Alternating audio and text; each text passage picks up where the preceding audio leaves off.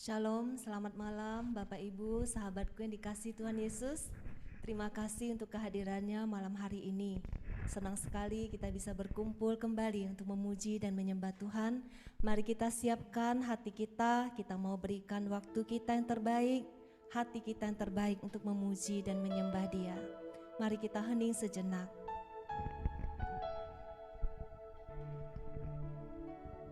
Dalam nama Bapa dan Putra dan Roh Kudus, amin. Terima kasih Bapa untuk malam hari ini. Engkau yang kumpulkan kami anak-anak-Mu. Engkau tahu betapa haus dan lapar kami akan Engkau. Kami rindu untuk datang memuji dan menyembah-Mu, Allah kami yang hidup. Saat ini kami mau satukan hati kami untuk memuji dan menyembah-Mu Bapa, Putra dan Roh Kudus. Segala kuasa-kuasa kegelapan yang menghalangi pekerjaan-Mu malam hari ini, kami bersatu hati patahkan di dalam nama Yesus. Segala kuasa-kuasa kegelapan saat ini kami perintahkan enyah di dalam nama Yesus. Di dalam nama Yesus Engkau sucikan pikiran kami, Engkau kuduskan pikiran kami ya Roh Kudus. Engkau sucikan hati kami untuk layak datang kepadamu, untuk memuji dan menyembah-Mu, memberikan pujian yang terindah dari hati kami. Terima kasih Bapa, terima kasih Tuhan Yesus, terima kasih Allah Roh Kudus. Beracaralah, kami siap untuk Engkau pimpin. Amin.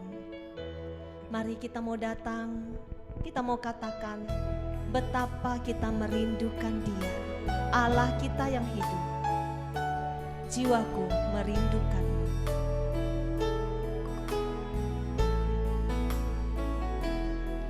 Jiwaku merindukan-Mu,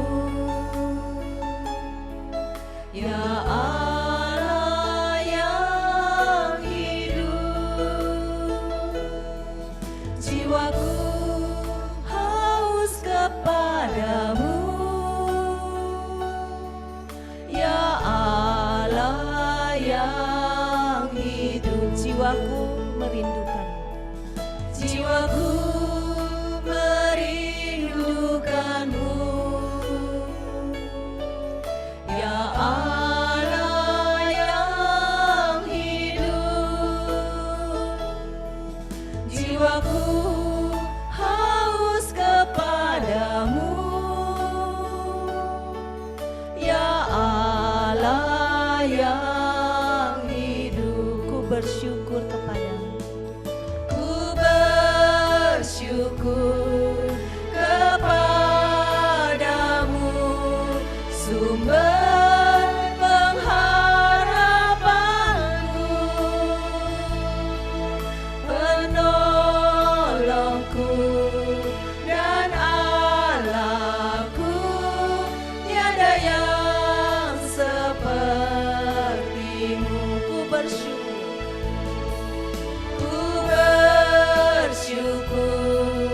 kepadamu, sumber pengharapanku,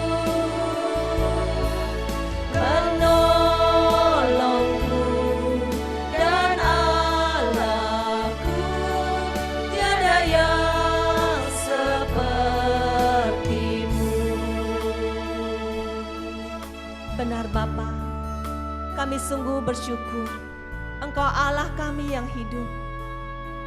Kami bersyukur bahwa kami boleh memiliki pengharapan karena kami memiliki Engkau Allah yang hidup, penolongku dan Allahku. Sungguh di muka bumi ini tidak ada Allah yang seperti Engkau. Tidak ada kuasa yang melebihi kuasa-Mu Tuhan. Dan kami bersyukur kami menjadi anak-anak-Mu. Kami boleh memiliki pengharapan akan hari esok karena kami anak-anak-Mu. Mari kita angkat tangan kita, sekali lagi kita mau katakan ku bersyukur kepadamu. Ku bersyukur kepadamu, sumber pengharapanku, penolong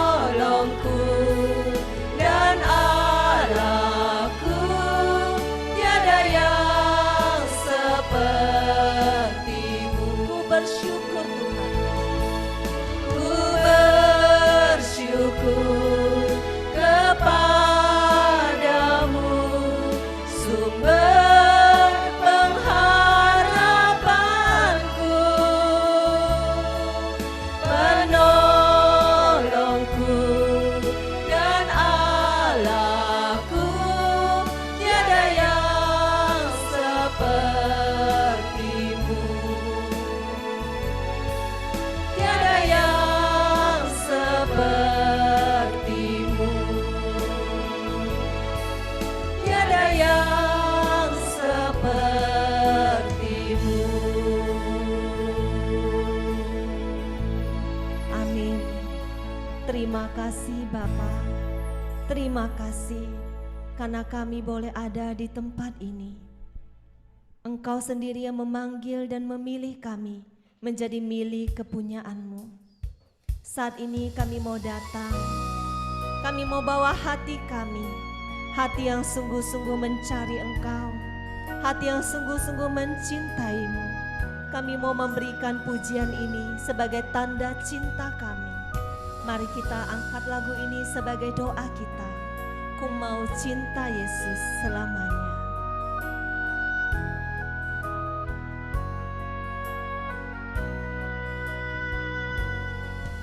Ku mau cinta Yesus selamanya. Ku mau cinta Yesus selamanya. Meskipun badai silih berganti dalam hidupku, ku tetap cinta Yesus selamanya. Ya Aba, Bapa, ini aku anakmu, layakkanlah seluruh hidupku. Ya Aba, Bapa, ini aku anakmu, pakailah sesuai dengan rencanamu. Ku mau cinta Yesus. Ku mau cinta Yesus selamanya. Ku mau cinta Yesus selamanya. Meskipun badai silih berganti dalam hidupku, ku tetap cinta Yesus selamanya. Ya Aba, Bapa, ini aku anakmu, layakkanlah seluruh hidupku. Ya Aba, Bapa, ini aku anakmu, pakailah sesuai dengan rencanamu. Ya Aba Bapa. Ya Aba, Bapa, ini aku anakmu, layakkanlah seluruh hidupku. Ya Aba, Bapa, ini aku anakmu, pakailah sesuai dengan rencanamu. Pakailah sesuai dengan rencanamu. Pakailah sesuai dengan rencanamu. Ini kami Bapa, anak-anak kesayangan-Mu. Kami rindu datang malam hari ini. Kami rindu Engkau melayakkan setiap kami. Layakkan hidup kami Bapa, untuk boleh Engkau pakai menjadi alat-Mu sesuai dengan rencana-Mu. Kami bersyukur Bapa. Kami bersyukur Engkau memberikan Yesus bagi kami. Wahyu 1 ayat 8 berkata, Aku adalah Alfa dan Omega, firman Tuhan Allah, yang ada dan yang sudah ada, dan yang akan datang, yang maha kuasa. Dialah yang awal dan yang akhir. Mari kita mau nyatakan lewat lagu ini, You are Yahweh, You are Yahweh.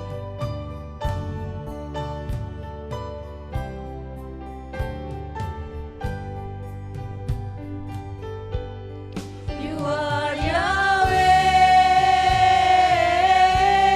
You are Yahweh, You are Yahweh, You are Yahweh, You are Yahweh, Alpha and Omega.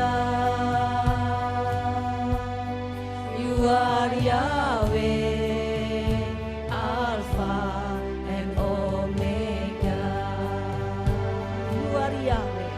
You are Yahweh,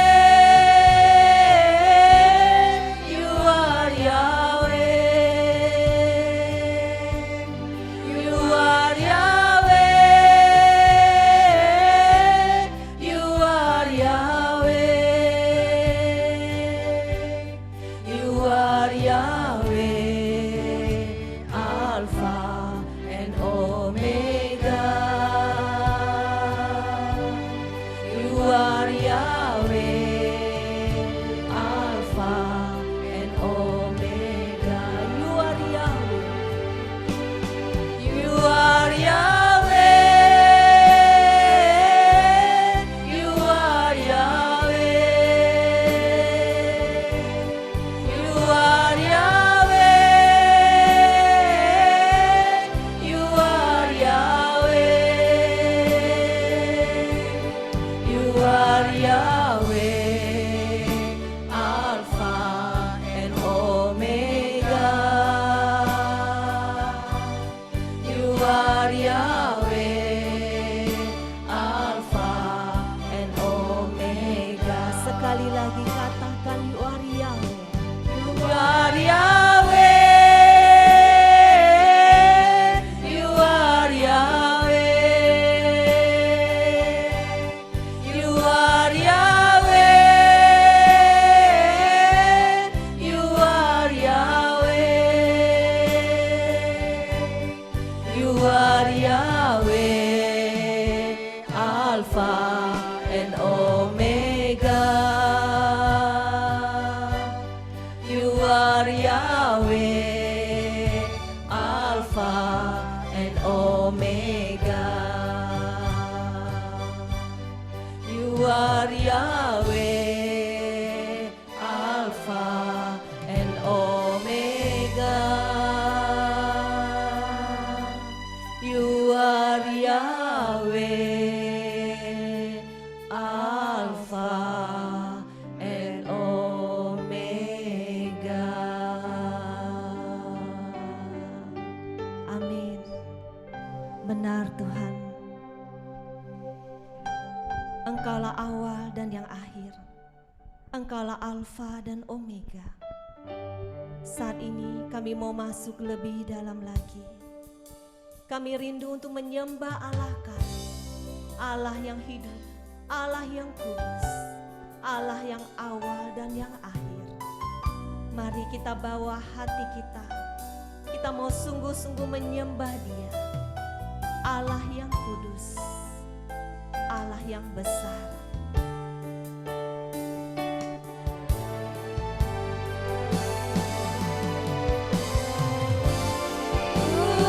Kudus, kudus Tuhan, kudus nama-Mu, nama yang beri menang,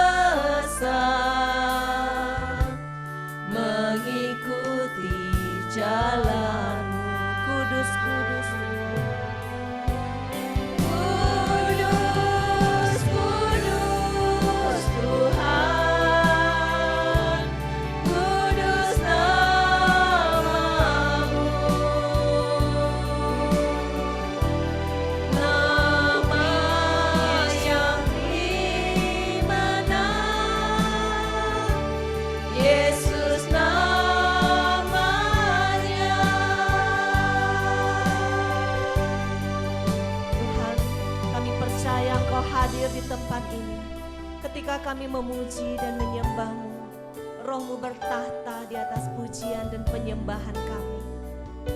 Engkau tidak membutuhkan kami menyembah Engkau Tuhan, tetapi penyembahan adalah untuk kami. Ketika kami memuji dan menyembah-Mu, kuasa-Mu hadir di tengah-tengah kami. Kuasa-Mu yang hadir memulihkan, menyembuhkan, memulihkan setiap kami yang menyembah Engkau, melepaskan kami dari setiap tawanan. Kami rindu membawa hati kami saat ini, hati yang sungguh-sungguh menyembah-Mu. Kami rindu mengalami kuasa-Mu Tuhan, karena Engkau yang memberi kami kemenangan. Nama Yesus yang memberi kemenangan. Ketika kami meninggikan nama Yesus, ada kemenangan terjadi di tempat ini. Kami membutuhkan Roh-Mu, Roh-Mu yang kudus Tuhan memegang tangan setiap kami, anak-anak-Mu pada malam hari ini. Ini doa kami Tuhan. Kami rindu Engkau yang pegang tangan kami setiap hari ya Roh Kudus. Kami tidak mampu berjalan sendiri tanpa Engkau.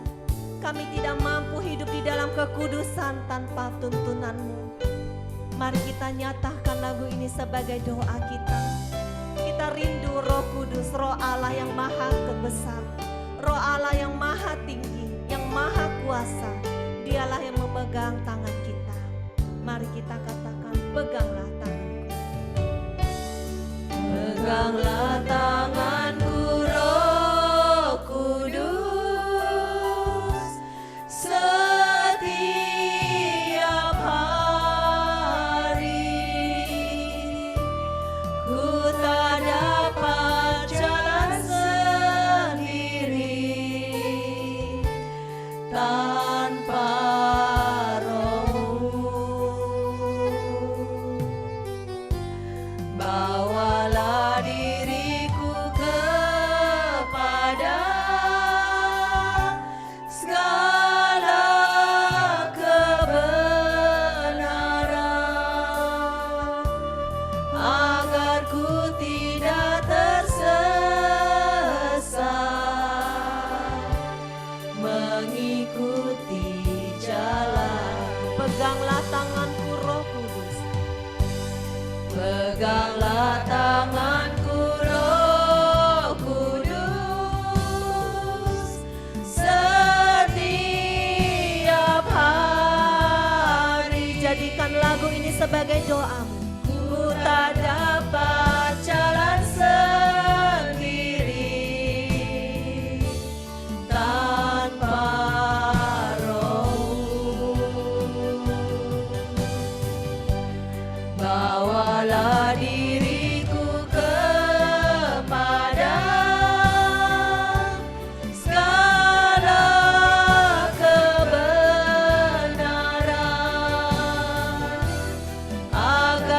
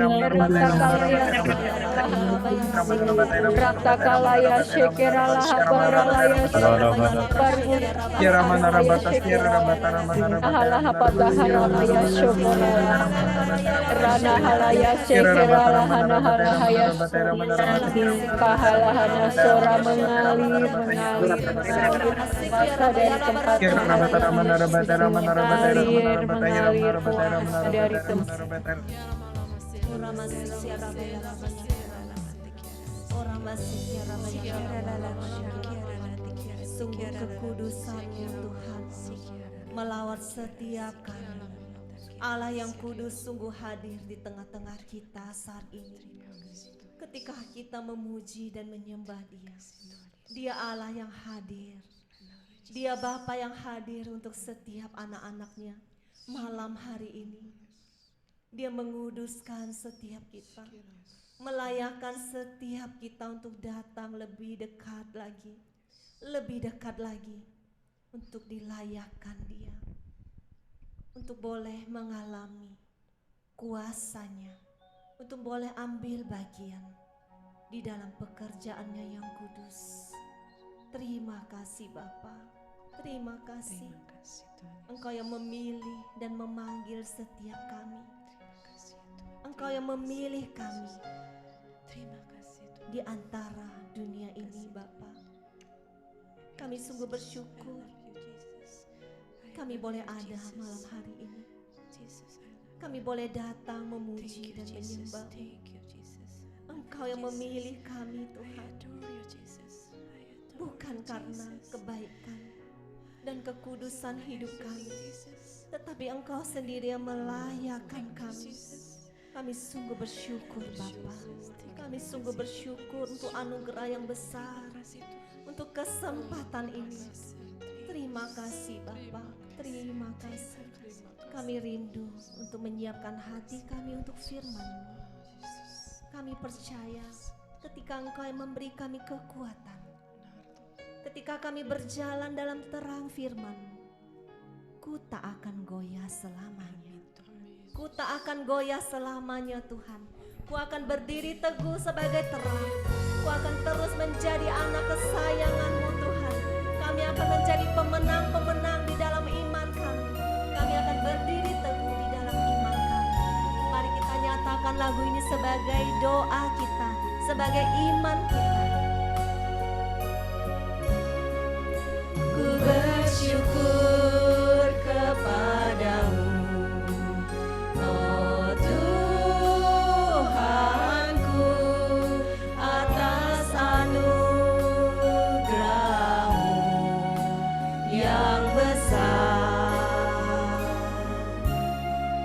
Ku renungkan firman-Mu dan belajar melakukan, tak pernah Kau ingkar janji. Hanya dekat padamu Tuhan.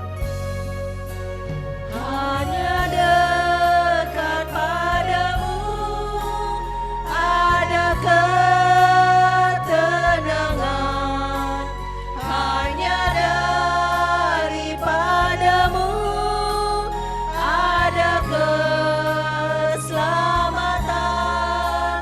Kaulah gunung batuku dan kota bentengku, ku takkan goyah selamanya. Hanya dekat padamu. Hanya dekat padamu ada ketenangan. Amin. Hanya daripadamu ada keselamatan. Kaulah gunung batuku dan kota bentengku, ku takkan goyah selamanya.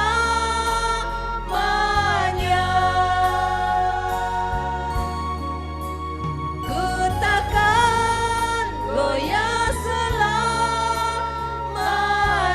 Ku takkan goyah.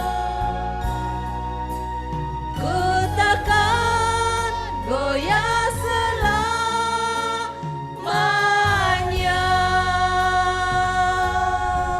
Amin. Ku tak akan goyah selamanya, karena kami memiliki Engkau, Allah yang besar, gunung batu kami, kota benteng kami. Terima kasih Bapa untuk malam hari ini, bahwa kami makin masuk untuk mengerti isi hati-Mu Bapa, bahwa kami untuk makin menjadi anak-anak kesayangan-Mu yang rindu untuk melakukan kehendak-Mu, melakukan firman-Mu di dalam hidup kami. Urapi kami, hamba-Mu yang tidak ada artinya ini, Paulus dan Vila. Pakai kami yang tidak mampu ini Tuhan, dengan kuasa-Mu yang memampukan kami.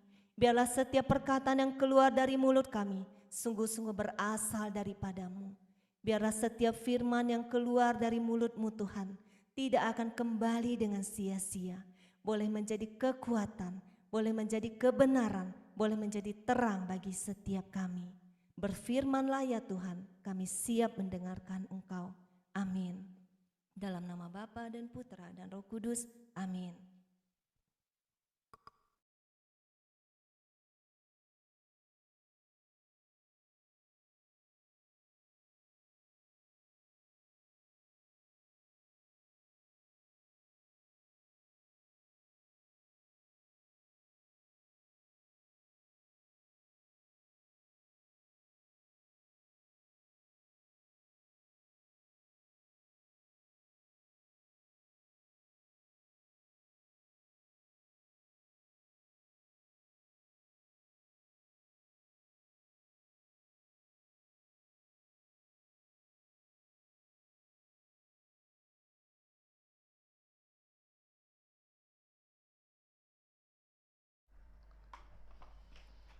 Tes 1, 2, 3, suara saya jelas?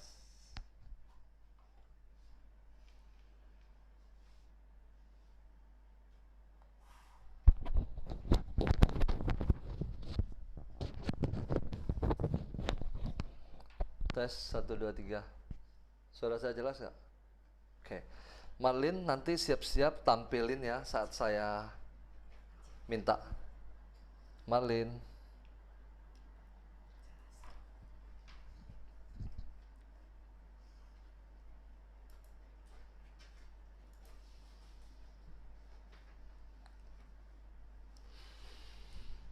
Bapak Ibu, saya minta kita membuka dari Yesaya 61.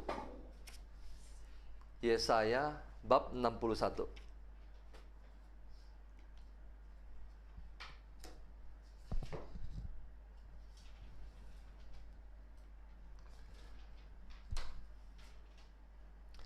Tema kita pada malam hari ini berjudul Hari Tuhan. Apa itu Hari Tuhan? Marlin dengar suara saya?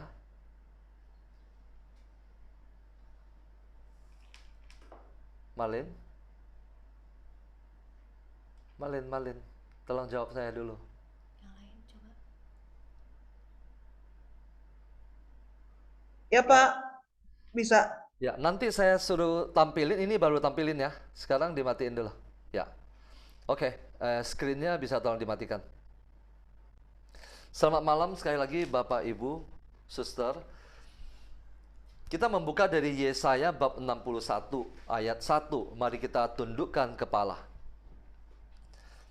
Selamat malam Bapa, Putra, dan Roh Kudus. Terima kasih Tuhan. Ketika kami memuji, menyembah, dan memuliakan nama-Mu, Engkau hadir Tuhan. Ketika Engkau hadir, kuasa-Mu, Roh-Mu Engkau curahkan ke dalam hati kami untuk mengurapi kami satu persatu, mempersiapkan hati kami untuk mendengarkan firman-Mu.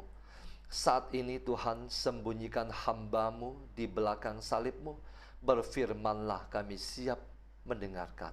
Amin. Hari Tuhan, apa itu hari Tuhan? Dalam kitab Yesaya bab 61 ayat 1 berbunyi begini. Yesaya berkata, Roh Tuhan Allah ada padaku, oleh karena Tuhan telah mengurapi aku. Aku di sini huruf kecil. Ia telah mengutus aku untuk menyampaikan kabar baik kepada orang-orang sengsara dan merawat orang-orang yang remuk hati, untuk memberitakan pembebasan kepada orang-orang tawanan dan kepada orang-orang yang terkurung kelepasan dari penjara. Ayat 2. Untuk memberitakan tahun rahmat Tuhan dan hari pembalasan Allah kita, untuk menghibur semua orang berkabung, dan seterusnya dan seterusnya. Coba kita perhatikan di ayat kedua ini. Ketika Yesaya diminta Tuhan untuk menyampaikan firman ini disampaikan untuk memberikan penghiburan pertama-tama. Jadi ini adalah sebuah kabar sukacita, kabar keselamatan, kabar penghiburan. Tetapi ada sesuatu yang tersembunyi di sini. Ayat kedua dikatakan begini, untuk memberitakan tahun rahmat. Tahun rahmat artinya ada tahun di mana rahmat Tuhan akan dicurahkan sebesar-besarnya. Bapak Ibu harus tahu,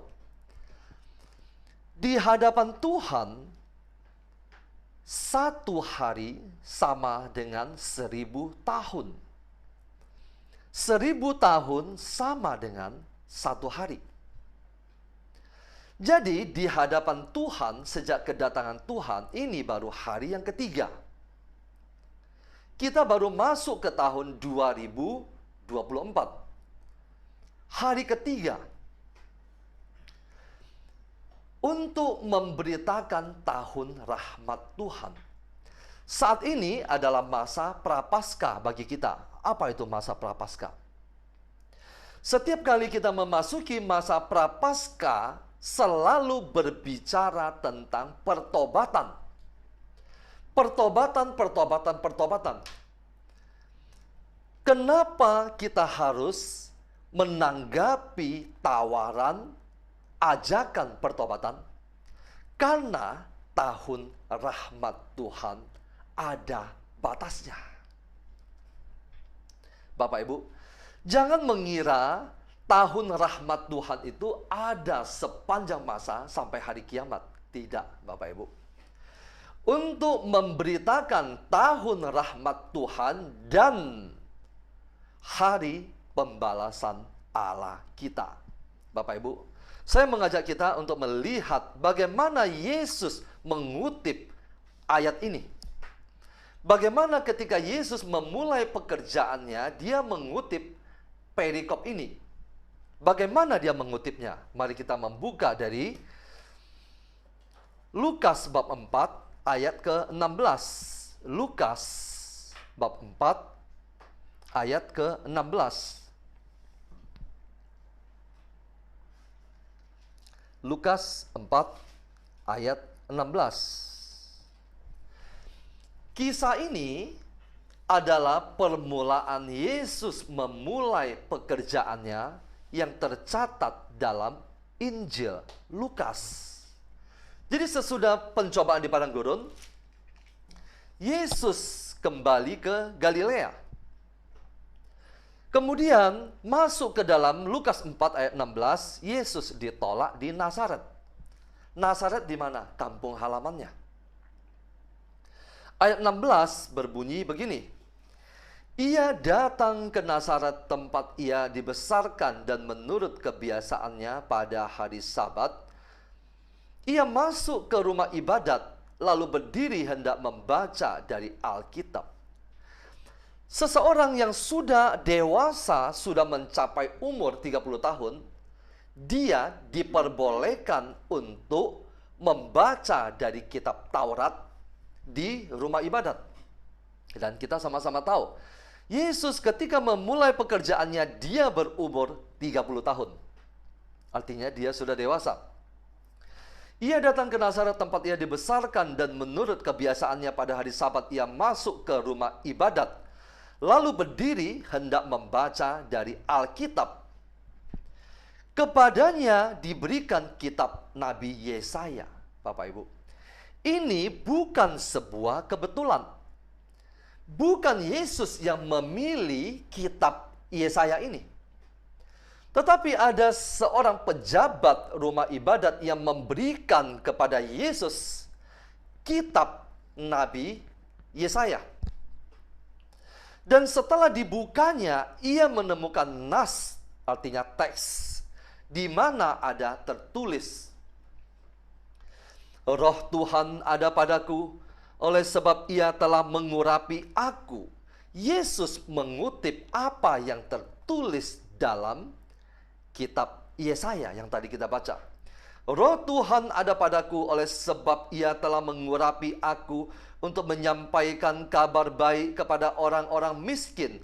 Dan ia telah mengutus aku untuk memberitakan pembebasan kepada orang-orang tawanan dan penglihatan bagi orang-orang buta, untuk membebaskan orang-orang yang tertindas, untuk memberitakan tahun rahmat Tuhan telah datang.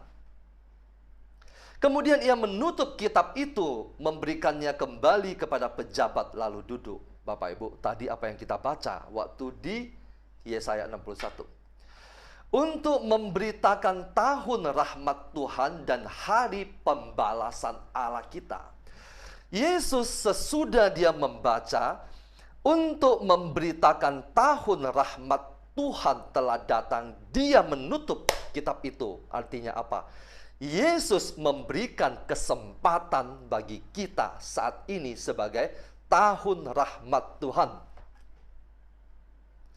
Dia tidak melanjutkan lagi bacaannya. Kalau dia melanjutkan lagi, itu berbicara tentang hari Tuhan. Sampai pada tahun rahmat Tuhan, Yesus cepat-cepat menutup kitab itu, memberikannya kembali kepada pejabat, lalu duduk, dan mata semua orang dalam rumah ibadat itu tertuju kepadanya. Lalu ia memulai mengajar mereka, katanya, pada hari ini genaplah nas ini sewaktu kamu mendengarnya. Bapak Ibu, saat ini ketika kita mendengar tahun rahmat Tuhan telah datang, ini adalah kesempatan dan peluang bagi kita untuk apa? Bertobat. Rahmat Tuhan saat ini tercurah bagi kita.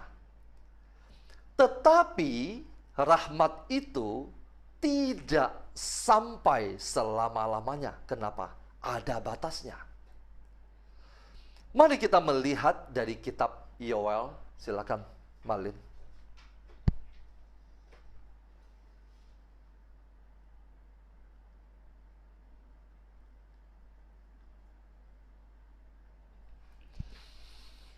Next, kitab Yoel. Coba kita baca bersama-sama. Apa yang dikatakan di dalam kitab Yoel tentang hari Tuhan? Yoel bab 1 ayat 13. Lilitkanlah kain kabung dan mengeluhlah, hai para imam, merataplah, hai para pelayan mesbah. Masuklah, bermalamlah dengan memakai kain kabung, hai para pelayan Allahku. Sebab sudah ditahan dalam rumah Allahmu korban sajian dan korban curahan. Adakanlah puasa yang kudus, maklumkanlah perkumpulan raya. Kumpulkanlah para tua-tua dan seluruh penduduk negeri ke rumah Tuhan Allahmu. Dan berteriaklah kepada Tuhan, wahai hari itu, sungguh hari Tuhan sudah dekat, datangnya sebagai pemusnahan dari Yang Maha Kuasa. Datangnya hari Tuhan itu sebagai apa, Bapak Ibu? Bukan lagi sebagai rahmat. Datangnya hari Tuhan sudah dekat sebagai pemusnahan dari Yang Maha Kuasa. Kalau Tuhan sudah mengatakan ini, maka ini akan terjadi suatu saat nanti. Next, Malin.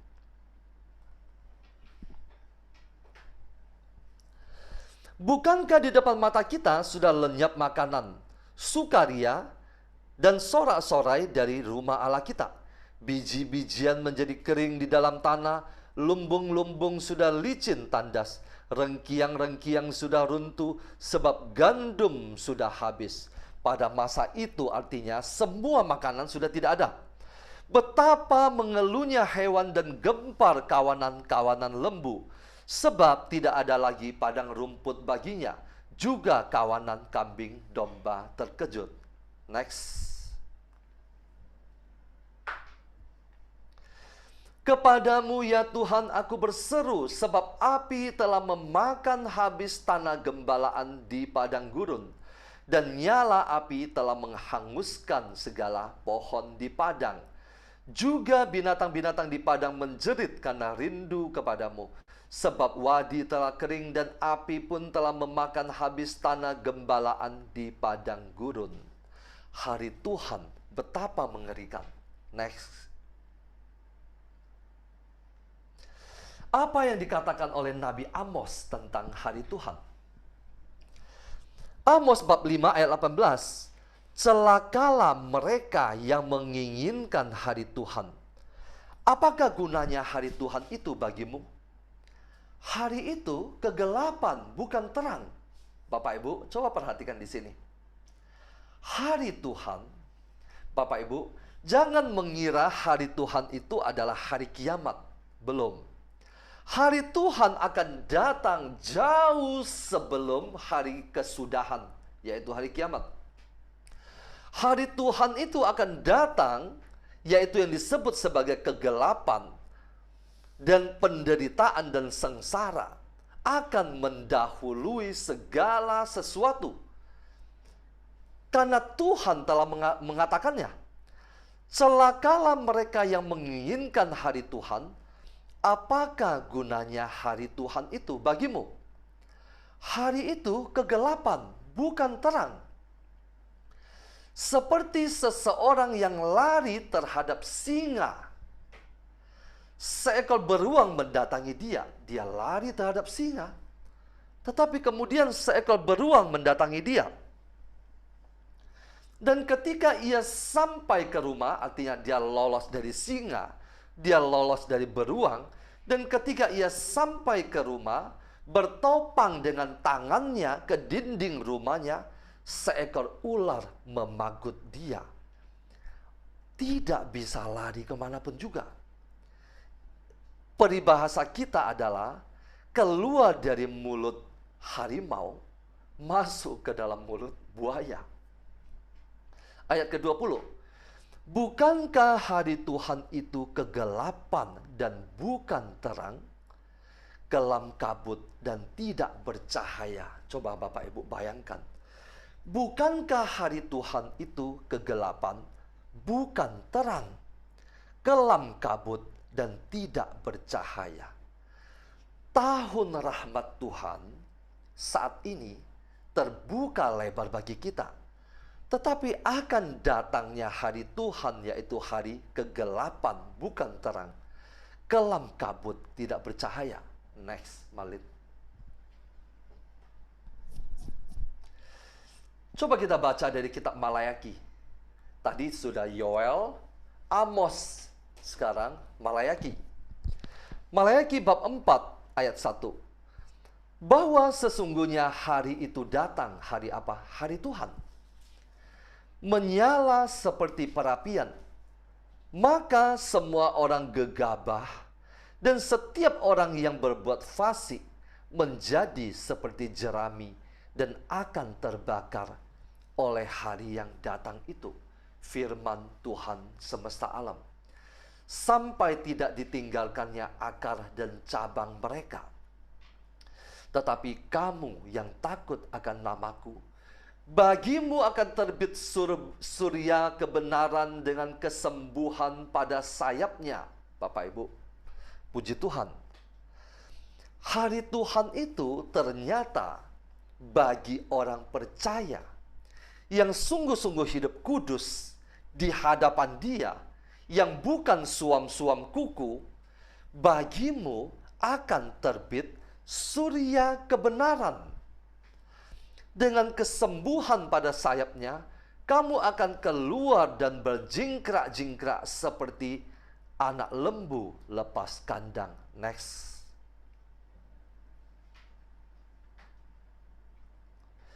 Ayat ketiga. Kamu akan menginjak-injak orang-orang fasik, sebab mereka akan menjadi abu di bawah telapak kakimu. Pada hari yang kusiapkan itu, firman Tuhan semesta alam. Bapak Ibu, hari Tuhan itu adalah hari yang sudah disiapkan oleh Tuhan. Firman Tuhan semesta alam. Ingatlah kepada Taurat yang telah kuperintahkan kepada Musa hambaku di gunung Horeb, untuk disampaikan kepada seluruh Israel, yakni ketetapan-ketetapan dan hukum-hukum. Sesungguhnya aku akan mengutus Nabi Elia kepadamu menjelang datangnya hari Tuhan yang besar dan dahsyat itu. Bapak Ibu, saya mau bertanya, apakah saat ini Nabi Elia sudah datang? Apakah saat ini Nabi Elia sudah datang? Yesus katakan, Nabi Elia sudah datang. Dan orang tidak tahu bahwa dia sudah datang. Dan orang memperlakukan dia sekehendak hatinya. Siapa itu Nabi Elia? Nabi Elia adalah Yohanes Pembaptis. Kalau Yohanes Pembaptis sudah datang, maka sesungguhnya hari Tuhan sudah dekat. Bapak Ibu, kita tidak berbicara untuk menakuti seseorang. Tetapi firman Tuhan disampaikan kepada kita supaya kita berjalan mengikuti firman Tuhan itu. Firman itu sudah tertulis. Kita manusia hidup mengacu kepada firman Tuhan itu yang sudah ditulis dan sudah digariskan, dan kita hidup melangkah mengikuti apa yang sudah tertulis itu. Sesungguhnya aku akan mengutus Nabi Elia.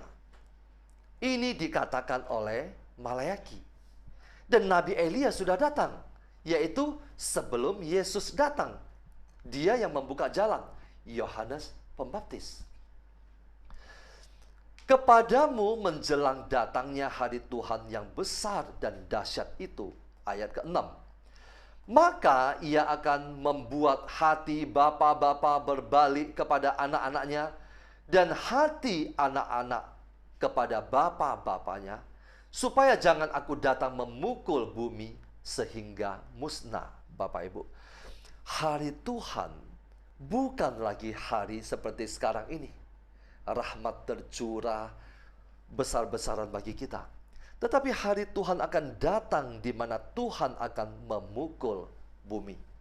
Next, Malin.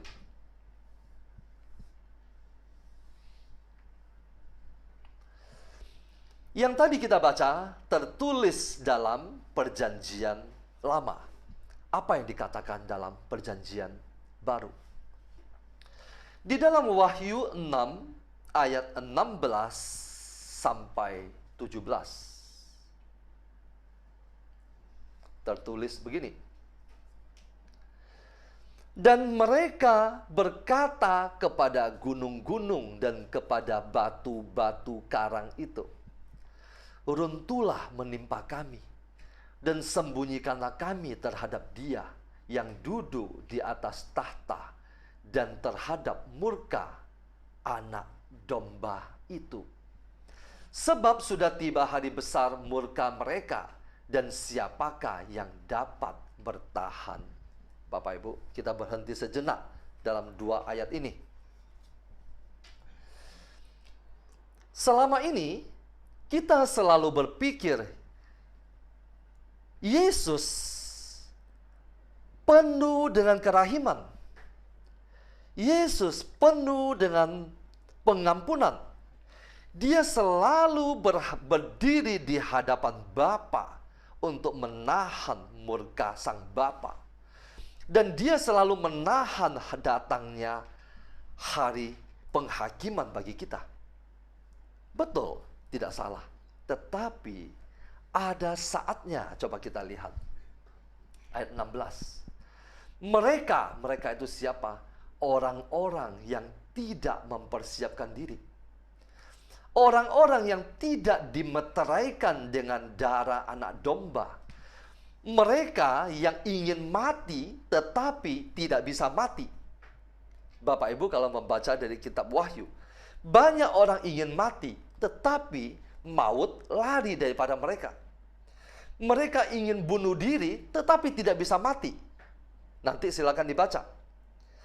Mereka ini yang ingin mati dan tidak bisa mati, karena saking takutnya, mereka akan berkata kepada gunung-gunung dan kepada batu-batu karang itu, runtuhlah menimpa kami.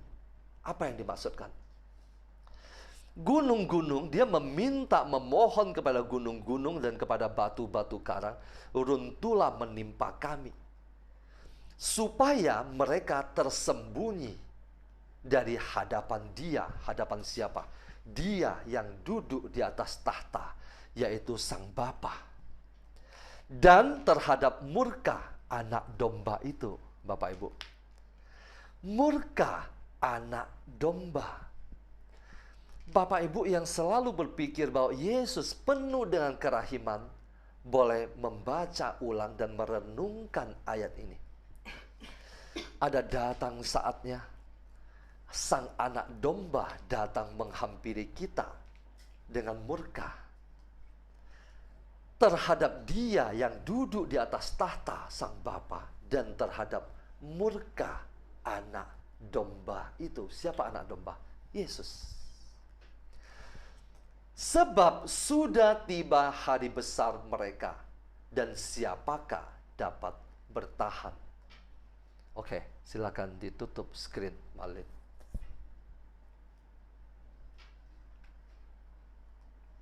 Bapak Ibu, hari Tuhan, apa itu hari Tuhan?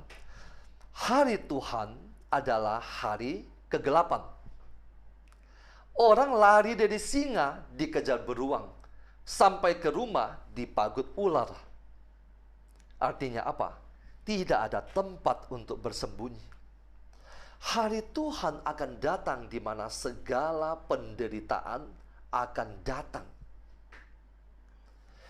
Ketika Yesus berbicara tentang untuk memberitakan tahun rahmat Tuhan telah datang, kemudian dia menutup kitab itu, saat ini dia memberikan kesempatan bagi Anda dan saya. Inilah tahun rahmat Tuhan. Tahun rahmat Tuhan tidak akan selama-lamanya. Bapak Ibu, camkan hal ini. Sesudah tahun rahmat Tuhan, bagi Anda dan saya untuk mempersiapkan diri untuk hidup kudus di hadapannya. Ini bukan saatnya bagi kita untuk menjadi orang Kristiani KTP. Ke gereja seminggu sekali, setor muka. Menjadi orang Kristiani yang baik-baik saja, tidak cukup. Anda dan saya harus hidup kudus di hadapan Tuhan. Apa itu hidup kudus? Apa yang tidak diinginkan Tuhan? Apa yang bertentangan dengan Tuhan? Apa yang tidak sesuai dengan keinginan Tuhan? Tidak kita lakukan, Bapak Ibu. Kalau Bapak Ibu percaya Roh Kudus tinggal di dalam hati kita, Roh Kudus, Dia adalah pribadi yang sangat amat lembut. Di dalam kitab Rasul Paulus mengatakan dia bisa berduka. Jadi ketika kita melakukan sesuatu yang bertentangan dengan firman Tuhan, maka Roh Kudus dia akan diam, tidak bersuara. Tetapi orang yang peka baru akan merasakan bahwa dia telah mendukakan Roh Kudus.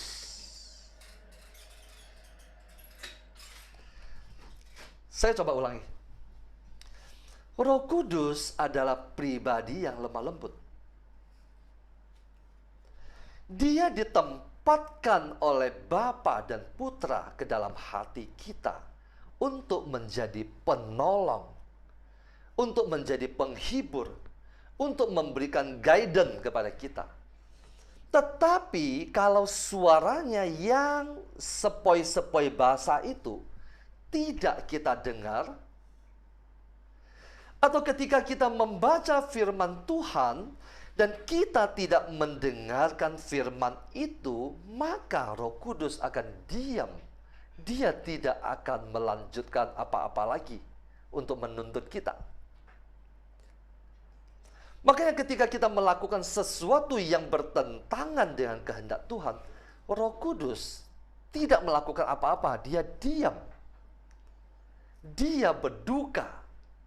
Dan ketika kita mendukakan dia, dia tidak berkata apa-apa lagi kepada kita. Sampai kita bertobat. Karena namanya adalah Roh Kudus, maka tidak mungkin orang yang tidak hidup kudus dapat mendengar suara Roh Kudus. Tahun rahmat Tuhan adalah tahun bagi kita untuk menguduskan hati kita. Tidak lagi hidup sebagai orang Kristiani biasa-biasa. Tidak cukup, tidak akan cukup. Kita harus hidup dalam kekudusan. Membiarkan Roh Kudus menuntun hati kita, menyelaraskan pikiran kita dengan keinginan Dia, dan membantu kita untuk mematikan seluruh kedagingan kita. Ketika hari Tuhan itu datang, yang kita sama-sama tahu bahwa itu adalah hari kegelapan. Kenapa Anda mendampakkan hari Tuhan, kata firman Tuhan? Hari itu bukan hari kesenangan, hari itu adalah hari penderitaan, kegelapan. Bagaimana Anda dan saya yang hidup dalam kekudusan, yang dimeteraikan oleh darah anak domba, dapat bertahan di dalam hari Tuhan itu, pada hari Tuhan itu? Yesus berkata dalam Yohanes bab 8 ayat 12, bunyinya begini. Maka Yesus berkata pula kepada orang banyak, katanya, "Akulah terang dunia, barang siapa mengikut aku, ia tidak akan berjalan dalam kegelapan, melainkan ia akan mempunyai terang hidup." Bapak Ibu, Yesus berkata, "Akulah terang dunia." Dia terang dunia. Barang siapa mengikut dia, ia tidak akan berjalan dalam kegelapan, bahkan di hari Tuhan sekalipun. Anda dan saya tidak akan berjalan dalam kegelapan, melainkan Anda dan saya akan mempunyai terang hidup. Yesus katakan, Anda adalah terang dunia. Terima kasih. Tuhan Yesus memberkati.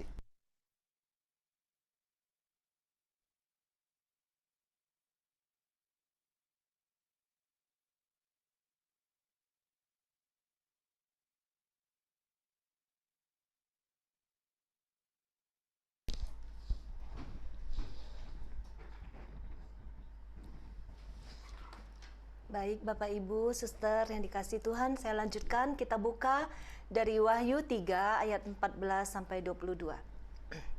Wahyu 3 ayat 14 sampai 22. Saya bacakan. Dan tuliskanlah kepada malaikat jemaat di Laodikia. Inilah firman dari Amin, saksi yang setia dan benar, permulaan dari ciptaan Allah. Aku tahu segala pekerjaanmu. Engkau tidak dingin dan tidak panas. Alangkah baiknya jika engkau dingin atau panas. Jadi, karena engkau suam-suam kuku dan tidak dingin atau panas, aku akan memuntahkan engkau dari mulutku, karena engkau berkata, "Aku kaya, dan aku telah memperkayakan diriku, dan aku tidak kekurangan apa-apa." Dan karena engkau tidak tahu bahwa engkau melarat dan malang, dan miskin, buta, dan telanjang, maka aku menasihatkan engkau supaya engkau membeli daripadaku emas yang telah dimurnikan dalam api, agar engkau menjadi kaya, dan juga pakaian putih supaya engkau memakainya, agar jangan kelihatan ketelanjanganmu yang memalukan, dan lagi minyak untuk melumas matamu supaya engkau dapat melihat. Barang siapa kukasihi, ia kutegur dan kuhajar. Sebab itu relakanlah hatimu dan bertobatlah. Lihat, aku berdiri di muka pintu dan mengetuk. Jikalau ada orang mendengar suaraku dan membukakan pintu, aku akan masuk mendapatkannya, dan aku makan bersama-sama dengan dia, dan ia bersama-sama dengan aku. Barang siapa menang, ia akan kududukan bersama-sama dengan aku di atas tahtaku, sebagaimana aku pun telah menang dan duduk bersama-sama dengan Bapakku di atas tahtanya. Siapa bertelinga, hendaklah ia mendengarkan apa yang dikatakan Roh kepada jemaat-jemaat. Demikianlah firman Tuhan. Kitab Wahyu ini adalah surat yang ditulis oleh Rasul Yohanes tentang apa yang akan terjadi dalam gereja di akhir zaman. Salah satunya untuk jemaat di Laodikia. Kapan akhir zaman? Saat ini sebenarnya kita sudah memasuki apa yang disebut dengan akhir zaman itu. Wahyu 1 ayat 3 berkata, "Berbahagialah ia yang membacakan dan yang mendengarkan kata-kata nubuat ini." Jadi kita semua malam ini berbahagia yang mendengarkan nubuat ini dan yang menuruti apa yang ada tertulis di dalamnya, sebab waktunya sudah dekat. Tuhan katakan waktunya sudah dekat. Tadi dikatakan, "Aku tahu segala pekerjaanmu. Engkau tidak dingin dan tidak panas. Alangkah baiknya jika engkau dingin atau panas. Jadi karena engkau suam-suam kuku dan tidak dingin atau panas, aku akan memuntahkan engkau dari mulutku." Suam-suam kuku itu akan dimuntahkan oleh Tuhan. Artinya Tuhan tidak berkenan. Cirinya apa suam-suam kuku? Ini adalah gereja atau umat Tuhan yang sudah tidak ada lagi api Roh Kudus. Ini adalah kondisi gereja yang sudah tidak lagi punya api, sudah tidak berapi-api lagi untuk Tuhan. Ke gereja mungkin masih, Katolik iya, berdoa ya, doa makan, doa tidur, tapi tidak ada lagi api. Tidak ada lagi hati yang haus dan lapar akan Tuhan. Biasanya ini dialami oleh orang-orang di zona nyaman. Berbahagialah Anda dan saya yang dikasih masalah sama Tuhan dan kita berjuang untuk mencari Tuhan. Kondisi orang-orang di zona nyaman tidak butuh Tuhan. Kondisi ekonomi cukup, tidak ada masalah, tidak ada tekanan. Mata dan telinga rohani mereka tertutup. Wahyu 3 ayat 17 tadi berkata, karena engkau berkata, aku kaya dan aku telah memperkayakan diriku dan aku tidak kekurangan apa-apa. Dan karena engkau tidak tahu bahwa engkau melarat dan malang, miskin, buta dan telanjang. Itu yang Tuhan katakan. Mereka tidak tahu betapa melaratnya hidup mereka. Mereka berpikir, saya kaya, saya diberkati, ya saya cukup ke gereja seminggu sekali. Buat apa saya harus puasa, harus hidup kudus? Dengan begini aja saya sudah cukup, hidup saya baik-baik saja. Mereka tidak tahu betapa melaratnya hidup mereka. Mereka malang karena mereka menjadi tawanan musuh, tetapi mereka tidak tahu. Dengan segala kenyamanan mereka, mereka berpikir mereka aman. Kebutuhan terpenuhi, hidup baik-baik saja, jabatan oke, kekuasaan ada, status sosial baik, semuanya baik. Mereka tidak tahu bahwa mereka melarat, mereka miskin. Mata dan telinga mereka tertutup tentang apa itu hidup kekal. Apa itu hidup yang sesungguhnya. Yang mereka tahu hanya memperjuangkan hidup di dunia ini. Mereka bekerja keras untuk hidup, memperbaiki ekonomi mereka, status hidup mereka, jabatan dan kuasa. Mereka sedang masuk ke dalam jebakan musuh, yaitu rancangan kebinasaan. Mereka dikatakan miskin karena mereka tidak memiliki bekal atau harta untuk masuk ke dalam kehidupan yang sesungguhnya. Mereka dikatakan buta karena mata mereka tertutup sehingga yang dilihatnya hanya kenyataan di dunia ini yang kelihatan oleh mata jasmani, rumah besar, mobil banyak, omset besar, gaji tinggi, jabatan bagus. Nah, itu yang dilihat sehingga mata rohani mereka sungguh-sungguh tertutup. Hidup mereka baik-baik dan tidak butuh Tuhan, tidak butuh puasa. Tidak butuh bersujud menyembah Tuhan sampai nangis-nangis untuk sebuah permohonan. Karena mereka merasa hidup saya baik-baik. Mereka merasa sudah cukup hebat dengan kekuatan dan kesuksesan mereka. Dikatakan mereka telanjang, ini berbicara tentang dosa. Karena mereka tidak tahu kebenaran dan mengikuti standar dunia. Mereka melakukan banyak penyimpangan, tidak bisa membedakan mana yang hitam dan putih. Dosa dianggap biasa, semua orang melakukannya. Minum, mabok, merokok, percabulan, homo, lesbian, pornografi. Pornografi dianggap biasa. Saya tidak merugikan orang lain. Saya tidak selingkuh di luar. Saya cuma hiburan dengan pornografi. Masa itu dosa? Mereka tidak bisa membedakan mana hitam, mana putih. Mereka dibutakan. Wahyu 3 ayat 18 berkata, maka aku menasihatkan engkau, supaya engkau membeli daripadaku emas yang telah dimurnikan dalam api, agar engkau menjadi kaya dan juga pakaian putih, supaya engkau memakainya, agar jangan kelihatan ketelanjanganmu yang memalukan, dan lagi minyak untuk melumas matamu, supaya engkau dapat melihat. Karena tadi dikatakan mereka sesungguhnya miskin, Tuhan menasihatkan mereka untuk membeli emas daripadanya. Apa itu emas? Emas melambangkan kekayaan, melambangkan kemurnian, suatu materi yang tidak bisa dibakar oleh api. Membeli artinya ada harga yang harus dibayar. Ada harga yang harus dibayar. Pertobatan, ada harga yang harus dibayar. Yang mungkin bagi dunia ini kebodohan. Buat apa sih kamu pelayanan, ngelakuin 5 senjata? Bisnismu itu kalau kamu lakukan lagi, kamu omsetnya tuh bisa lebih dari dulu. Buat apa kamu pelayanan? Buat apa kamu ngelakuin 5 senjata puasa? Menyusahkan diri, bangun pagi-pagi ikut saat teduh, misa, rosario. Buat apa itu? Dunia menganggap ini kebodohan. Tidak perlu seperti itu. Buat apa susah-susah pemurnian hati, berjuang hidup kudus, mencari Tuhan, merenungkan firman-Nya, dan mempraktekkannya. Tetanggaku yang Katolik biasa-biasa aja malah diberkati. Mobilnya tambah banyak. Omsetnya tambah besar, padahal dia nggak ngelakuin 5 senjata.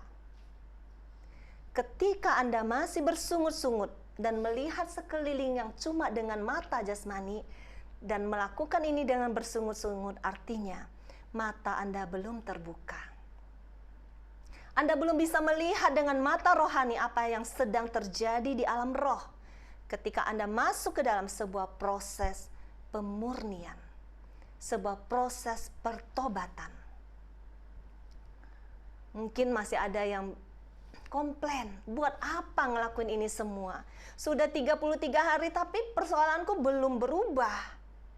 Belum ada tanda-tanda titik terang doa jawabanku dijawab oleh Tuhan. Aku sudah puasa, baca firman, misa. Tuhan belum memperhatikan doaku. Hidupku masih belum diberkati, malah tetanggaku yang lebih diberkati. Bapak, Ibu, saudaraku yang dikasihi Tuhan, pemurnian adalah pertobatan. Dan Tuhan sedang menguduskanmu. Ada harga yang harus dibayar untuk emas dan pakaian putihmu.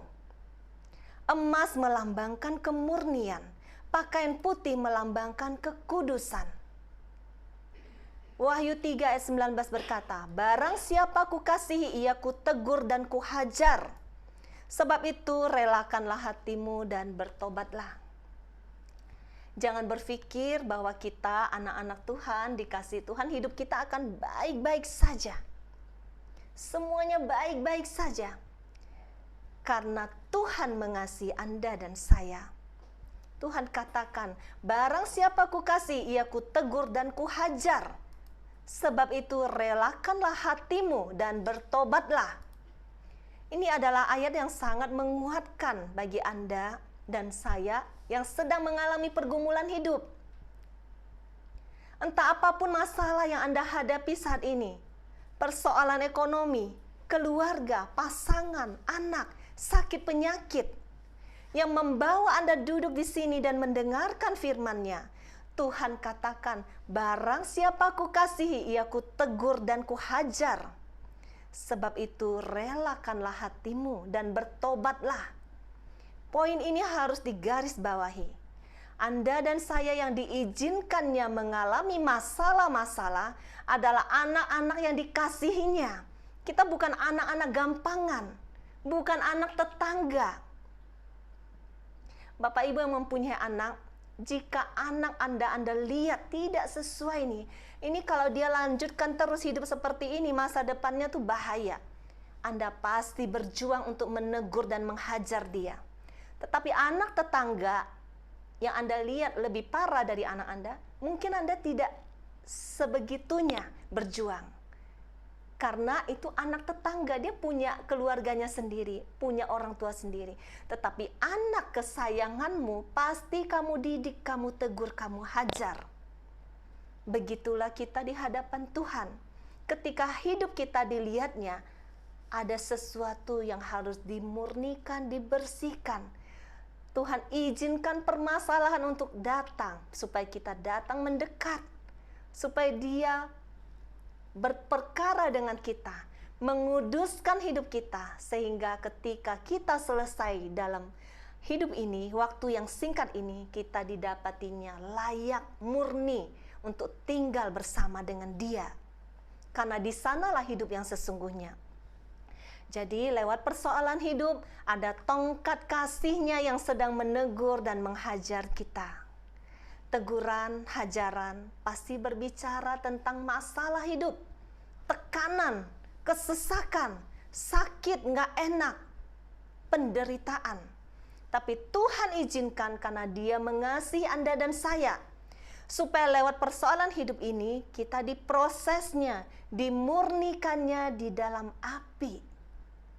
Api itu memurnikan, sehingga Anda dan saya menjadi emas yang murni di hadapannya ketika kita mau bayar harga untuk semua yang Dia izinkan terjadi. Jadi, bukan semua orang yang punya masalah itu punya respon yang benar, ya. Untuk dimurnikan oleh Tuhan, Tuhan bilang, Tuhan katakan, relakanlah hatimu dan bertobatlah. Kalau kita mengalami masalah dan kita komplain, bersungut-sungut, marah-marah, di mana Tuhan? Kenapa kau izinkan terjadi? Di mana kasih-Mu? Engkau katakan kau mengasihiku. Kita yang merasa lebih benar, lebih pintar jadi Tuhan daripada Tuhan sendiri. Itu kita akan diproses terus, makin lama proses kita. Tuhan ingin memurnikan hidup kita, menguduskan hidup kita sehingga kita layak di hadapan-Nya. Wahyu 3 ayat 20 berkata, lihat, aku berdiri di muka pintu dan mengetuk. Jikalau ada orang yang mendengar suaraku dan membukakan pintu, aku akan masuk mendapatkannya. Dan aku makan bersama-sama dengan dia, dan ia bersama-sama dengan aku. Tadi dikatakan lewat persoalan Tuhan menyapa kita. Tuhan mengetuk pintu hati kita, supaya kita mendengarnya dan mengizinkan Dia masuk ke dalam hati kita, ke dalam kehidupan kita. Tidak semua orang yang menghadapi masalah lari kepada Tuhan. Tidak semua. Tidak semua orang membukakan pintu saat dia mengetuk. Ada yang mengalami masalah malah tambah lari, tambah jatuh, tambah jauh dan mencari pertolongan di luar Tuhan. Karena mereka tidak mau diproses. Ngapain ikut pemurnian hati 33 hari? Diulang-ulang lagi sampai doa kita, sampai kita murni. Buat apa? Saya ke dukun, penyakit saya langsung sembuh. Saya ke Gunung Kawi, toko saya langsung rame. Orang maunya instan. Tidak mau bayar harga untuk diproses oleh Tuhan. Makanya kenapa orang suka bilang, kalau cari Tuhan kok makin dekat dengan Tuhan kok kayaknya makin susah ya, kok makin banyak masalah ya. Itu Tuhan sedang memprosesmu, Tuhan sedang memurnikanmu. Karena itu relakanlah hatimu dan bertobatlah. Bayar harga. Ada harga yang harus kita bayar. Cara Tuhan tidak instan karena Tuhan mencintai proses. Kekudusan hidup berbicara tentang karakter. Sebuah karakter tidak bisa dalam hitungan hari. Tidak bisa hanya lakukan 33 hari rata-rata pemurnian, Anda langsung menjadi kudus, karakter Anda langsung menjadi emas. Ada sebuah proses. Bahkan Tuhan sendiri datang menyelamatkan kita. Dia bayar harga, Bapak Ibu. Dia yang Tuhan tidak membayar harga kita dengan instan. Dia panggul salib, dia menderita. Dia mati di kayu salib itu untuk membayar harga Anda dan saya supaya kita bisa mendapatkan keselamatan itu. Lewat pemurnian kita dikuduskan. Kekudusan tadi berbicara tentang karakter. Karakter tidak bisa instan. Butuh proses, berjuang, jatuh bangun, penyangkalan diri. Itulah bayar harga. Itulah sacrifice. Ada pengorbanan, ada penyangkalan diri, ada pemanggulan salib. dalam hidup kita dengan rela, seperti Tuhan sudah memberi kita teladan. Tuhan Yesus memanggul salib itu dengan rela, padahal yang ditanggung itu dosa kita. Masa kita yang ngelakuin pemurnian ini kita nggak rela?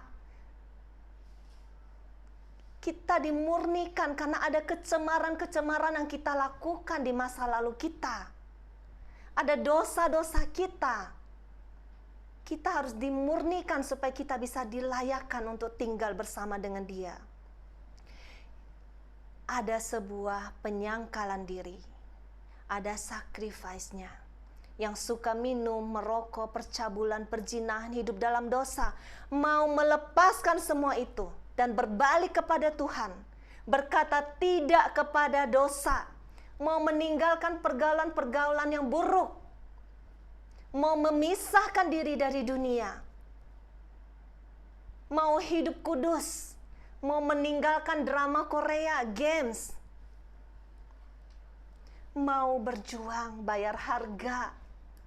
Bayar harga itu nggak hitungan bulan, Bapak Ibu. Berapa lama kita meninggalkan Tuhan dan hidup dalam kecemaran? Masakan kita mau dalam hitungan bulan langsung membayar harga, langsung lunas? Tuhan tahu waktunya kapan kita selesai. Karena itu relakanlah hatimu dan bertobatlah. Jangan bersungut-sungut ketika masih ada masalah. Masalah Tuhan izinkan. Saya sering mengatakan hidup ini tuh seperti universitas kehidupan. Ada mata kuliah yang harus kita perjuangkan untuk lulus setiap kita. Tuhan pakai orang-orang di sekitar kita mungkin yang masih lemah, yang masih bisa digoda untuk ngerjain kita. Karena kita juga lemah, kita juga sedang dibentuk oleh Tuhan. Mungkin ada yang misalnya suami istri. Istri yang mungkin harus sabar dengan suaminya, dibentuk oleh suaminya yang Tuhan izinkan untuk membentuk dia. Itu ujian yang harus kita lewati. Kalau respon kita ketika ujian itu datang masih manusia lama, kita belum lulus. Contohnya misalnya, yang suka meledak, suka marah, ketika hadapi anak, hadapi pasangan. Kalau responmu masih manusia lama yang keluar, engkau akan mengulangi ujian yang sama sampai engkau lulus. Jadi kita jangan bersungut-sungut, jangan komplain, kenapa Tuhan dia terus yang bikin aku jatuh. Sebenarnya karena Tuhan mengasihi engkau. Tuhan memberikan kesempatan supaya engkau lulus di dalam ujian ini.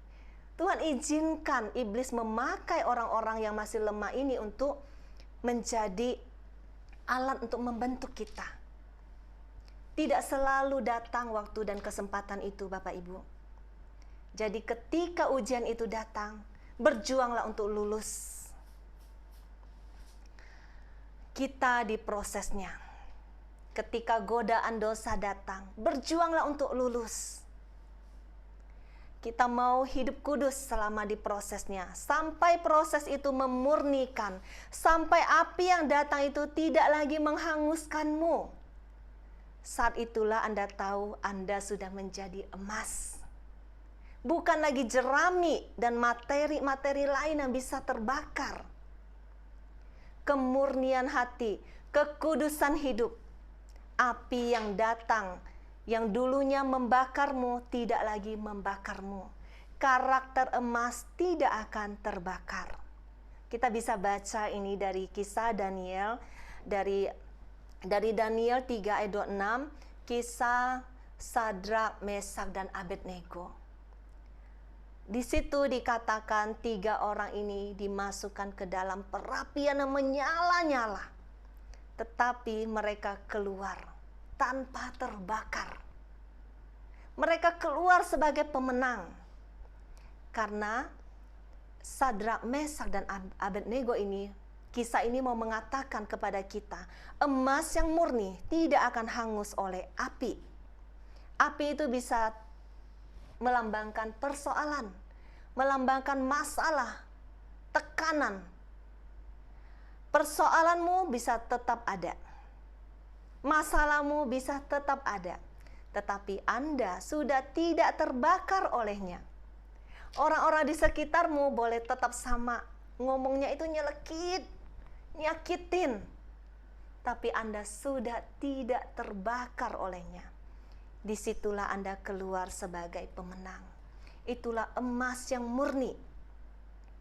Jadi ketika hari Tuhan itu datang, ketika api itu datang, persoalan hidup datang, kegelapan itu datang, Anda tetap berdiri sebagai terang. Kegelapan itu tidak akan menguasaimu. Hari Tuhan itu tidak akan menjadi persoalan bagimu. Mungkin dunia boleh berkata, hari akhir-akhir zaman itu menakutkan. Akan ada banyak persoalan, ekonomi, kesulitan hidup, bencana-bencana. Tetapi bagi Anda yang berdiri teguh, Anda yang sungguh-sungguh menjadi emas, Anda tidak akan terbakar oleh api itu. Anda tidak akan dikuasai oleh kegelapan itu, karena Anda adalah terang. Hidup yang suam-suam kuku itu berbahaya, karena berujung kepada kebinasaan. Karena itu Tuhan ingin kita membayar harga. Kita membeli emas dan pakaian putih. Siapakah yang memakai jubah putih? Ini ada di dalam ayat Alkitab juga. Nanti saya share di ini, saya lupa tulis ayatnya. Siapakah mereka yang memakai jubah putih itu dan dari manakah mereka datang? Maka kataku kepadanya, Tuanku, Tuhan mengetahuinya. Lalu ia berkata kepadaku, mereka ini adalah orang-orang yang keluar dari kesusahan yang besar. Dan mereka telah mencuci jubah mereka dan membuatnya putih di dalam darah anak domba. Mereka adalah pemenang. Mereka keluar dari kesusahan-kesusahan yang besar. Artinya apa? Mereka diproses lewat kesusahan, lewat kesengsaraan hidup ini. Ketika mereka mau diproses dengan rela dan ikhlas, mereka mencuci pakaiannya di dalam darah anak domba. Mereka memiliki jubah yang putih. Barang siapa menang, di dalam Wahyu 3 ayat 21 sampai 22 berkata, barang siapa menang, ia akan kududukan bersama-sama dengan aku di atas tahtaku. Sebagaimana aku pun telah menang dan duduk bersama-sama dengan Bapakku di atas tahtanya. Siapa bertelinga, hendaklah ia mendengarkan apa yang dikatakan Roh kepada jemaat-jemaat. Jadi dikatakan tadi, siapa yang menang, dia akan duduk bersama-sama dengan aku di atas tahtaku. Itu sabda Tuhan. Di dalam Roh, setiap kita mempunyai tahta kita masing-masing. Di alam roh, setiap kita mempunyai tahta kita masing-masing. Perjuangan kita untuk hidup kudus, memurnikan hati kita, makin masuk makin dalam ke dalam hidup roh, adalah untuk supaya kita bisa duduk di atas tahta yang Dia siapkan. Setiap anak-anak Tuhan mempunyai tahtanya masing-masing. Dan Tuhan janjikan siapa yang menang, dia akan duduk bersama-sama dengan Dia di atas tahtanya. Duduk di atas tahta adalah berbicara tentang kita mempunyai kuasa untuk memerintah. Ada kuasa untuk memerintah bersama-sama dengan Dia. Kuasa memerintah di dalam roh. Sehingga pemerintah-pemerintah, penguasa-penguasa, kegelapan iblis setan, segala musuh itu tunduk kepada kita sebagai anak Allah. Ada otoritas, ada kuasa ilahi saat kita memerintah bersama-sama dengan Dia. Saat kita duduk di atas tahtanya. Sehingga apapun pekerjaan iblis saat ini, iblis merencanakan kehancuranmu, kehancuran keluargamu, kehancuran masa depan anak-anakmu, kehancuran hidupmu, maupun di akhir zaman nanti akan ada banyak pencobaan, hari-hari berat, kegelapan, kesesakan untuk menghancurkan kita tidak akan lagi bisa menguasai kita. Karena kita duduk di atas tahtanya, memerintah bersama-sama dengan Dia. Ada otoritas ilahi sehingga semua musuh kita di bawah kuasa kita. Ini agak dalam, tapi setiap kita anak Tuhan mempunyai tahta kita masing-masing di alam roh. Karena itu Tuhan mau kita hidup murni, hidup kudus supaya kita bisa duduk bersama dengan Dia memerintah. Makanya kenapa di saat kita diberi otoritas itu, iblis tunduk. Ketika kita berdoa, enyahlah iblis, iblis harus enyah. Ketika kita berdoa, angkat kakimu, iblis harus angkat kaki. Karena ada otoritas ilahi, ada kuasa ilahi kita sebagai anak-anak Allah. Kita diberi kuasa untuk memerintah bersama-sama dengan Dia. Wahyu 20 ayat 6 berkata, berbahagia dan kuduslah ia yang mendapat bagian dalam kebangkitan pertama itu. Kematian yang kedua tidak berkuasa lagi atas mereka, tapi mereka akan menjadi imam-imam Allah dan Kristus, dan mereka akan memerintah sebagai raja bersama-sama dengan Dia 1000 tahun lamanya. Ketika kita menang, kita akan memerintah sebagai raja. Ada kuasa anak Allah, ada kuasa anak raja. Kita diberi kuasa sebagai raja untuk memerintah. Dikatakan bagi yang mendapat bagian ini, dikatakan tidak akan mengalami kematian kedua. Kematian kedua itu adalah kematian kekal. Tidak ada lagi kematian kekal bagi kita. Malah mereka akan menjadi imam dan raja yang memerintah bersama-sama dengan Dia. Bagi orang-orang ini tidak ada ketakutan akan hari Tuhan akan datang. Karena kegelapan tidak akan menguasai mereka. Dan mereka akan duduk di atas tahta bersama Tuhan. Mari kita berjuang selama masih ada waktu. Masih tahun rahmat. Tuhan masih kasih kesempatan buat kita. Untuk kita berjuang memurnikan diri, bertobat hidup dalam kekudusan. Jangan mengeluh saat alami proses pemurnian. Relakanlah hatimu untuk diprosesnya menjadi emas yang murni, untuk memberikanmu pakaian putih, yaitu kekudusan, untuk layak duduk di atas tahtanya, memerintah bersama-sama dengan Dia. Amin. Tuhan Yesus memberkati. Mari kita siapkan hati kita mau masuk ke dalam doa.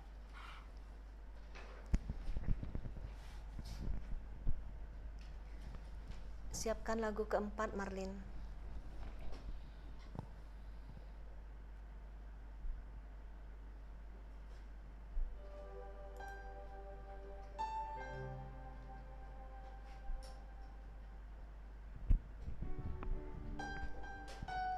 Kita mau masuk untuk menyembah Dia. Dia Allah yang kudus yang hadir di tengah-tengah kita. Ketika ada hati yang sungguh-sungguh menyembah Dia, kuasanya hadir. Kuasanya menjamah setiap kita. Kudus, kudus Tuhan. Kudus, kudus Tuhan, kudus nama-Mu,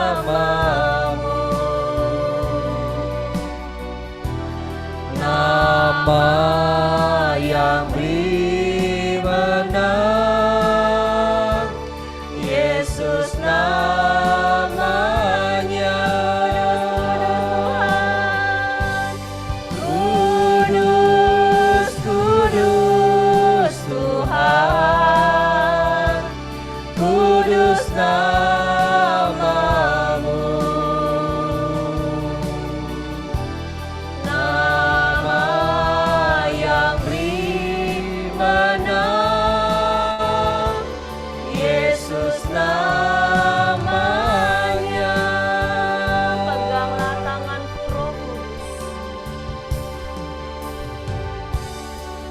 Peganglah tanganku Roh Kudus,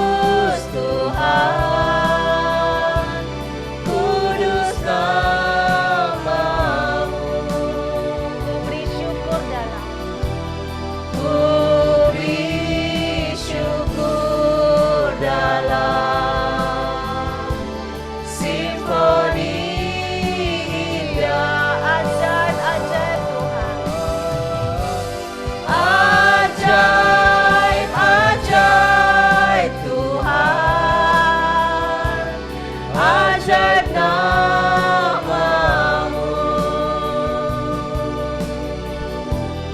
nama yang beri menang, Yesus namanya. Mari angkat tangan kita.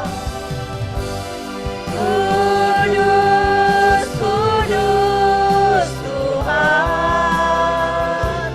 kudus namamu. Amin. Ku beri syukur dalam simfoni indah. Ajaib, ajaib Tuhan, ajaib namamu,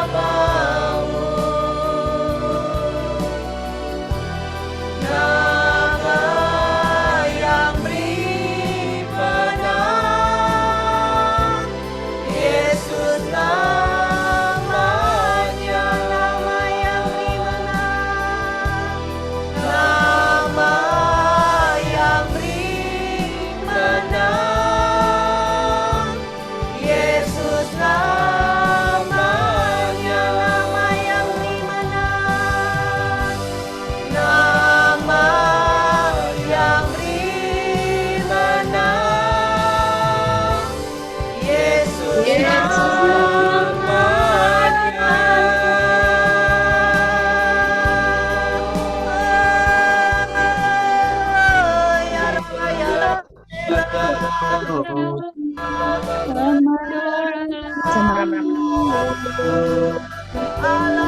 Angkat suaramu sekali lagi ya. Angkat suaramu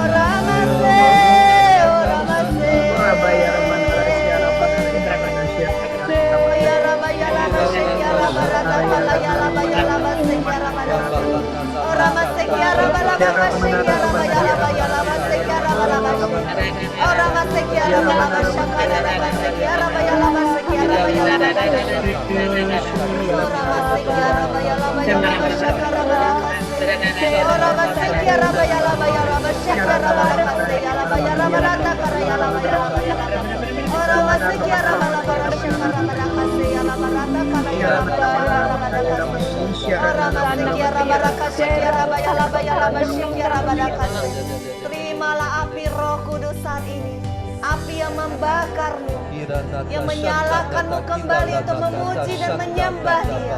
Oh Rama Sekiara Barabasyakara Barakasya Rabaya Rabarakasya Rabaya Rabaya Rabaya.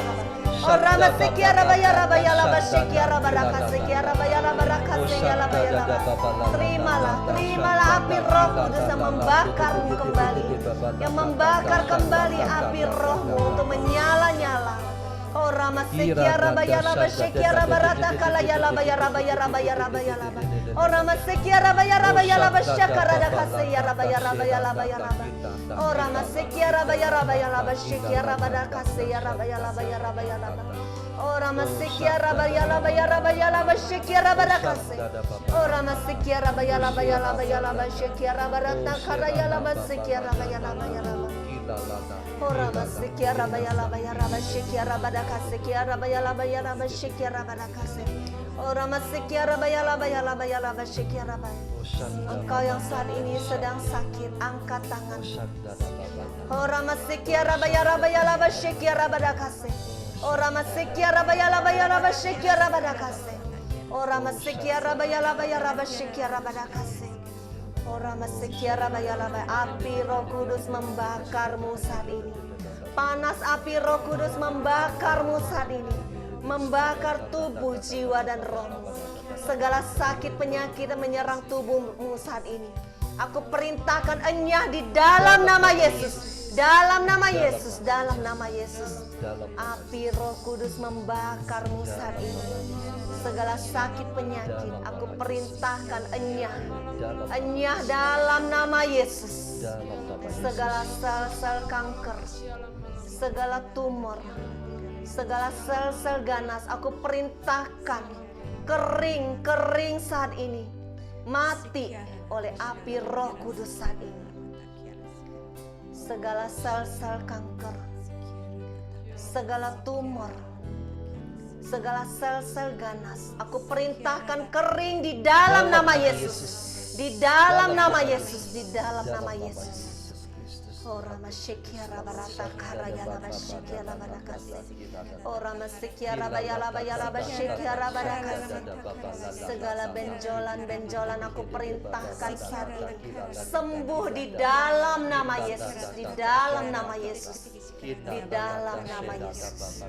Ora masyikiara barata karayala masyikiara bayala. Ora masyikiara bayala bayala masyikiara. Segala organ-organ tubuh yang rusak, jantung yang bermasalah, saat ini aku perintahkan sembuh di dalam nama Yesus, di dalam nama Yesus, di dalam nama Yesus. Ora masyikiara barata karayala masyikiara barakasi. Ora masyikiara barata karayala masyikiara barakasi. Ora masyikiara bayala masyikiara barakasi. Engkau yang saat ini masih terikat dengan dosa, angkat tangan, katakan kepada Tuhan, tolong aku Tuhan, aku mau berbalik Tuhan, aku mau hidup kudus di hadapan-Mu Tuhan. Segala kuasa-kuasa kegelapan yang menghalangi Engkau untuk mengalami pemulihan, untuk mengalami perjumpaan dengan Tuhan saat ini, aku perintahkan enyah di dalam nama Yesus, di dalam nama Yesus.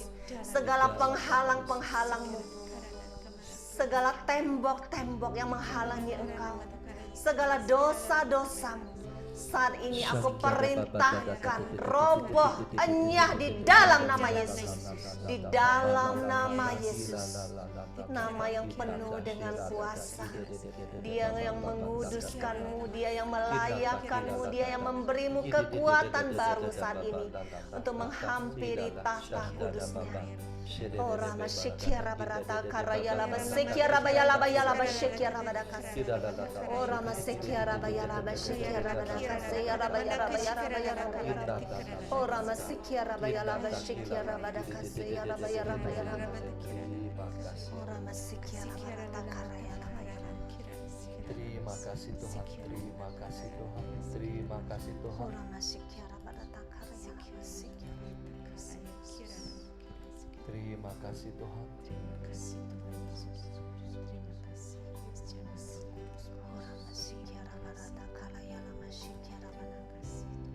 Engkau anak kesayanganku, hiduplah kudus di hadapanku. Ora masyikiara badada kasih kiara bayala basyikiara badakase. Ora masyikiara bayala basyikiara badakase. Terima kasih Tuhan, terima kasih Tuhan. Secara khusus pada malam hari ini Tuhan, kami mau berdoa buat anak-Mu Nirna yang berulang tahun. Tuhan, pandanglah hatinya, pandanglah, dengarkanlah kerinduannya. Apa yang menjadi kerinduan hatinya? Kiranya Engkau berkati dia. Engkau dengarkan doa-doanya pada hari ini. Engkau berkati dia. Engkau berkati Nirna dan sekeluarga. Engkau penuhi dia dengan Roh Kudus-Mu. Engkau jamah setiap anggota keluarganya, secara khusus pasangannya, agar mereka berdua boleh hidup kudus di hadapan-Mu. Engkau jamah keluarganya satu persatu secara khusus pasangannya. Tuhan, bawa mereka hidup kudus benar di hadapan-Mu. Terima kasih Tuhan, Engkau berkati anak-Mu ini, berkati pekerjaannya, berkati pelayanannya, berkati dia apa yang menjadi kerinduan hatinya yang sesuai dengan kehendak-Mu Tuhan. Biarlah Engkau berkati Tuhan. Terima kasih Tuhan, terima kasih Tuhan, terima kasih Tuhan. Terima kasih Tuhan untuk setiap kami yang hadir pada malam hari ini, yang mendengarkan firman-Mu pada malam hari ini. Kami tahu Tuhan, rahmat-Mu yang begitu besar tercurah bagi kami saat ini. Saat ini Tuhan, tetapi akan datangnya saatnya murka Tuhan akan datang. Maka dari itu Tuhan, kami yang percaya akan firman-Mu, yang menantikan hari Tuhan, kami tidak akan kekurangan suatu apapun. Karena kami akan bercahaya. Kami akan menjadi terang di saat dunia penuh dengan kegelapan. Karena Engkau adalah terang. Dan kami anak-anak-Mu akan menjadi terang di dalam dunia yang gelap ini. Terima kasih Tuhan, terima kasih Tuhan. Engkau berkati setiap yang hadir pada malam hari ini. Engkau berkati keluarga mereka, anak-anak mereka, pasangan mereka, pekerjaan, karya, usaha mereka Tuhan. Apapun yang menjadi kerinduan mereka Tuhan, Engkau berkati Tuhan. Terima kasih Tuhan, terima kasih Tuhan, terima kasih Tuhan. Kiranya berkat dari Allah Bapa, kasih karunia dari Tuhan kita Yesus Kristus, dan persekutuan dengan Allah Roh Kudus memberkati Anda dan saya sampai selama-lamanya. Amin. Dalam nama Bapa dan Putra dan Roh Kudus. Amin.